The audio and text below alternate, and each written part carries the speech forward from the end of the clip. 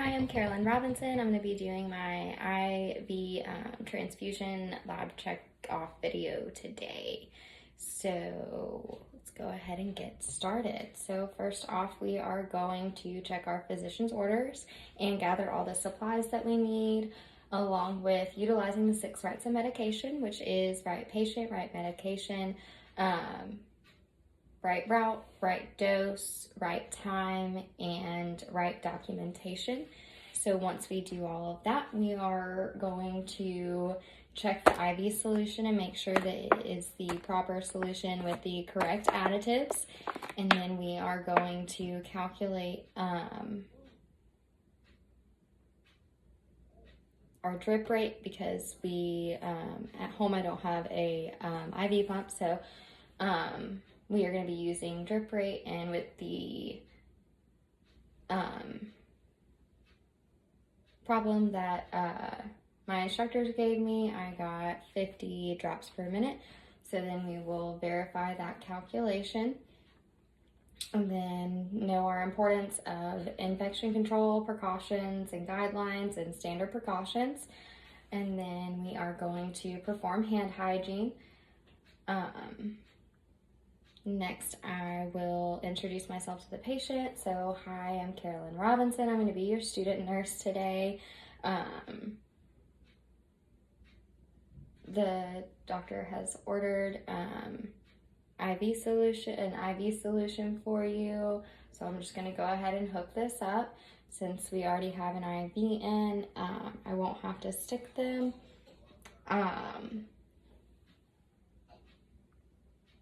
And ask if it's okay if I do this procedure. I'm also going to use 2 patient identifiers, which is going to be their name and date of birth. I'm also going to assess for allergies to any medications or anything like that, and thank them for letting me do this procedure. So, next, I am going to utilize the 6 rights again, and I'm going to check the solution to make sure, again, that it's the proper solution with the prescribed additive, along with checking the expiration date on the solution, and checking the solution for any discoloration or particles in it.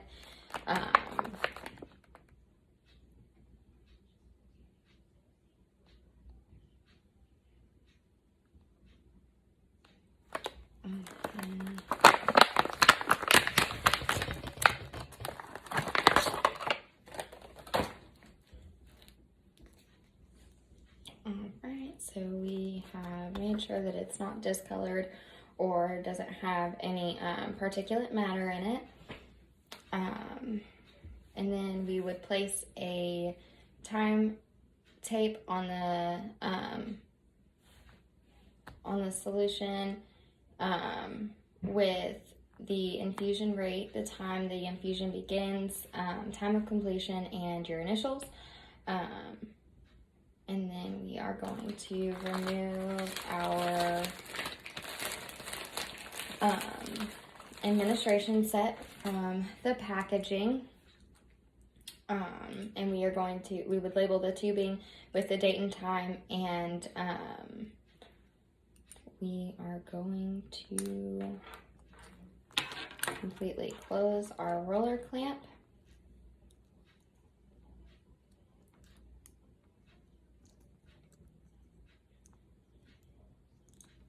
Okay.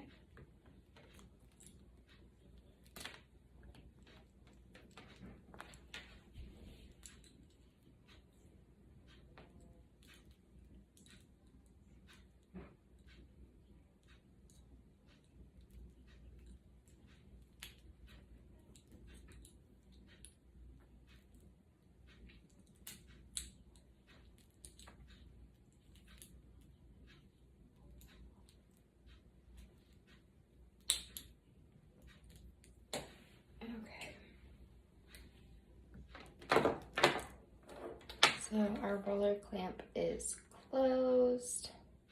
We would attach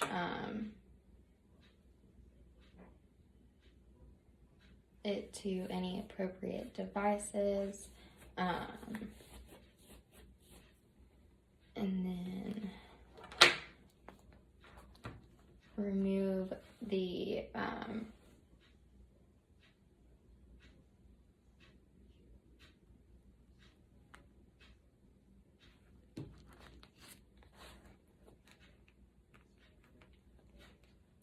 we are going to remove the protective cover on the IV solution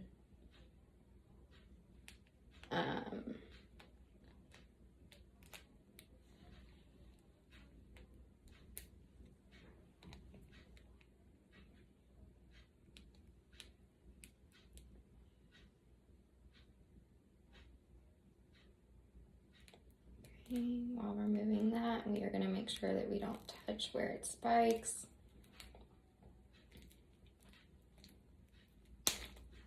Okay. And then we're going to remove the protective cover on the spike from the administration set,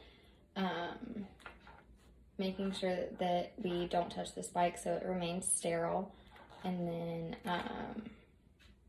we are going to place the spike into the solution.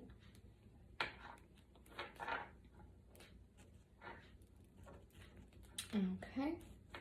And then this red glass bottle, we would first clean that rubber stopper that's on top of that bottle with an alcohol prep pad, and then insert the spike through the rubber stopper of that glass bottle.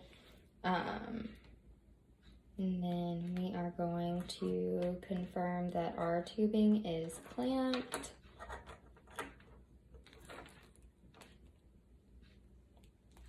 Okay.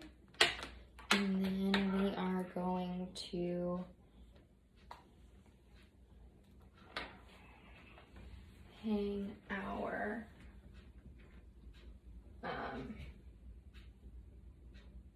solution on the IV pole. Next, we are going to compress the strip chamber right here to fill it about halfway.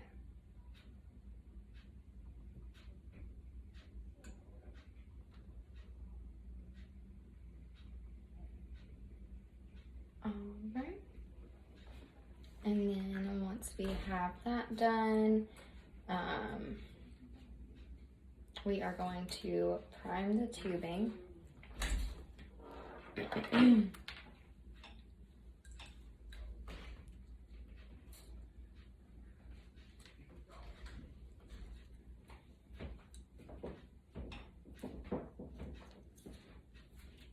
And we are just going to slowly let it go. So we want to make sure that there's no air.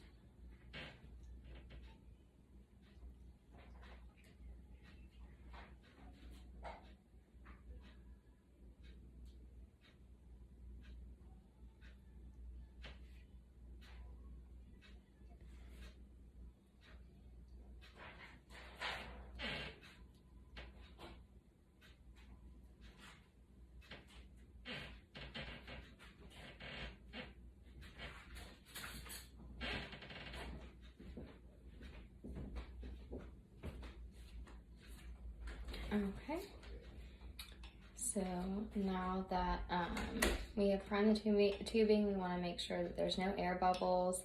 If there are any air bubbles in the tubing, we're going to flick it with our fingernail to mobilize the air bubble.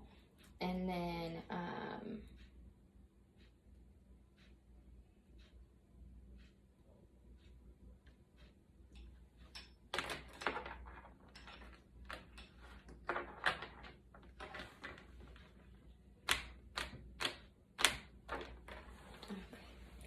So now we are going to apply gloves and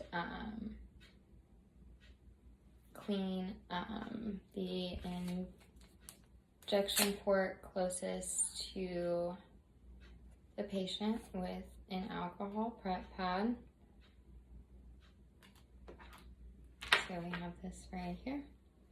And we're going to clean this to keep it, or to sterilize it so we don't introduce any bacteria to the patient.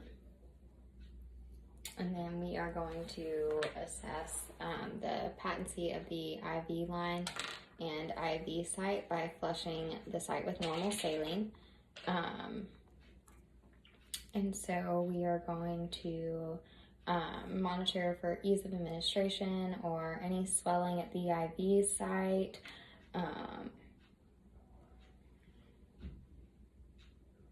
Or any patient complaint of discomfort or anything like that.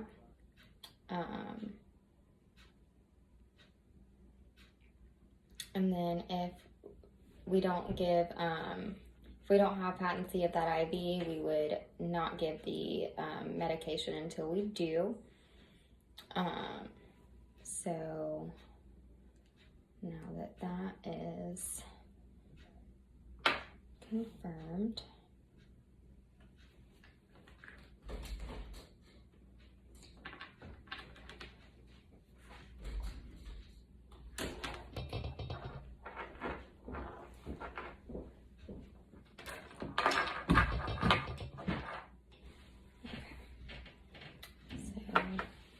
we have the patency confirmed. We're going to use the 6 rights of medication again and check that it's the right solution with the prescribed additives. And then we are going to connect the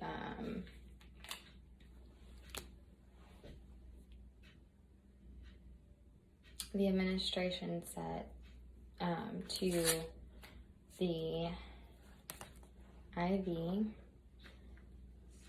let me clean this off again, make sure. And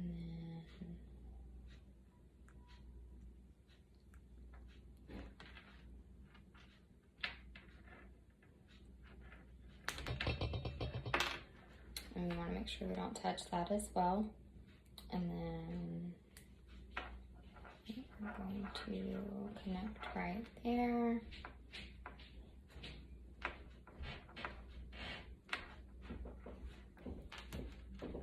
Okay, so then once we get done with that, we are going to get our drip factor correct. So we will do that by using the roller clamp to figure out how many drops per minute, and we will count it for a full minute. Okay, and this is the 50 drops per minute.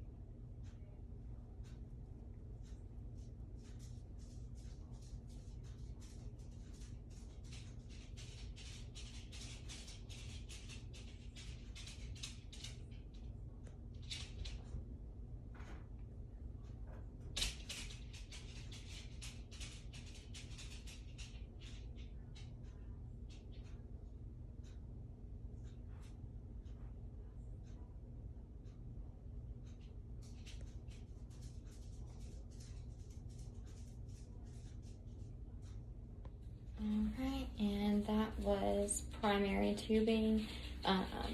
So at the end of this, you're going to check the solution hourly to make sure that everything is still infusing into the patient at the correct rate. And then at the end of the shift, you would clear the pump of all volume infused and record it at the bottom of the I know form for that client. For secondary IV solution administration, we are again going to utilize the 6 rights of medication, check the IV solution to make sure it's the proper solution with the prescribed additive, make sure that we have all of our supplies. So this is going to be the proper solution with the correct additives. You're going to check the expiration date on the solution. You are going to check the solution for any discoloration or particulate matter again, and then place a time tape on the solution container with the prescribed infusion rate, time infusion begins, and time of completion of the infusion, along with your initials. And then we are going to remove our administration set from the packaging.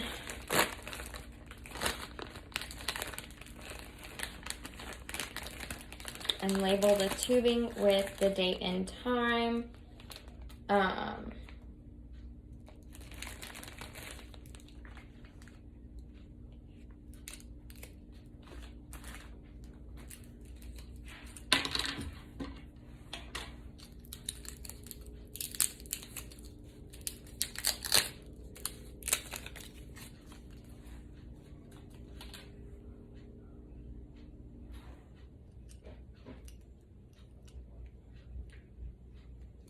And again, we are going to close the roller clamp.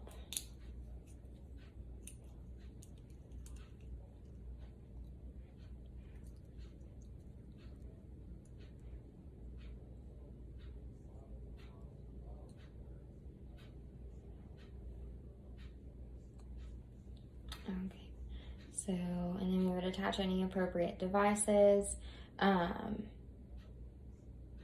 And then we are going to remove the protective cover from the IV solution, making sure that we don't touch this part right here where it gets spiked, so we don't introduce any bacteria to the client. And then we are also going to remove the protective cover from the spike on the IV set. And then we're going to make sure that the spike remains sterile and place it into the port on the solution container.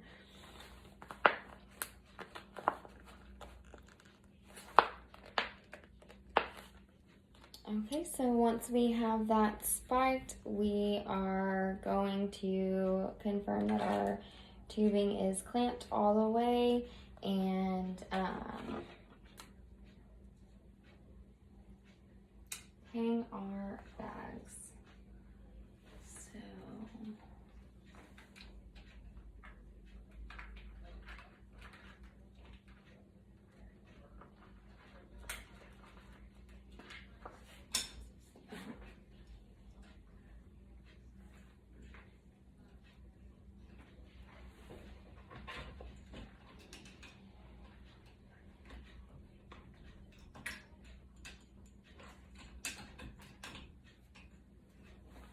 okay,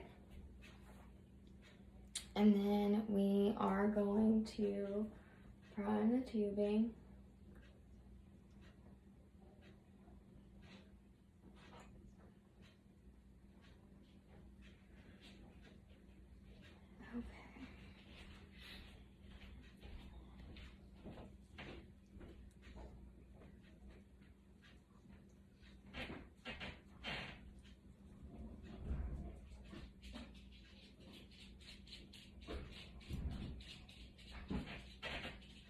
Making sure that there are no air bubbles again.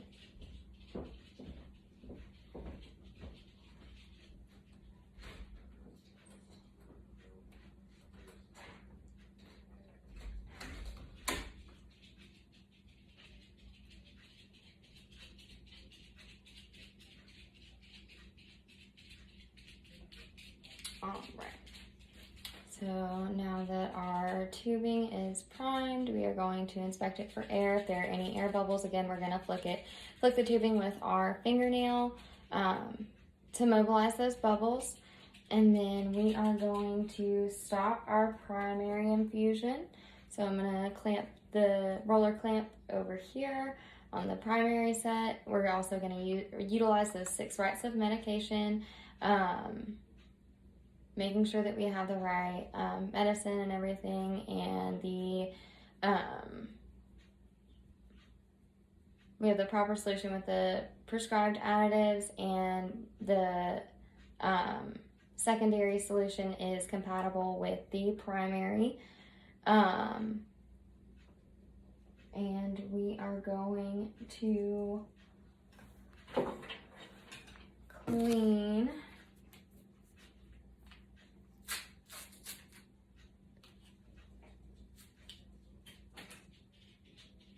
the injection port closest to the IV infusion bag with an alcohol prep pad, and we are going to connect the secondary tubing to that and hang the primary lower than the secondary.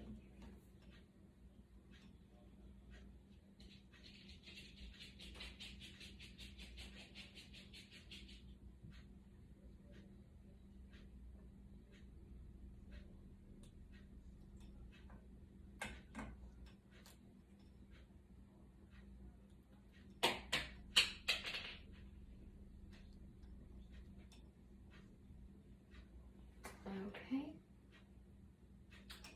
so once that is done, we are going to use the 50 drops per minute again, and check the infusion rate hourly to make sure that it's still infusing at the right rate. If we were using a pump, we would make sure that we set the pump to the right rate to be infused, and we would unclamp the tubing all the way and completely open the roller clamp and press the start button, and then make sure that all alarms were turned on and audible.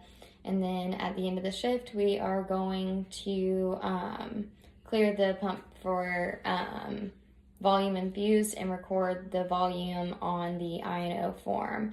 After all this, we are going to document the procedure with date and time, your name, site location, type and size of IV catheter, the solutions infused, the patient's response to it, and any teaching that we may have done on those medications. All right, thank you.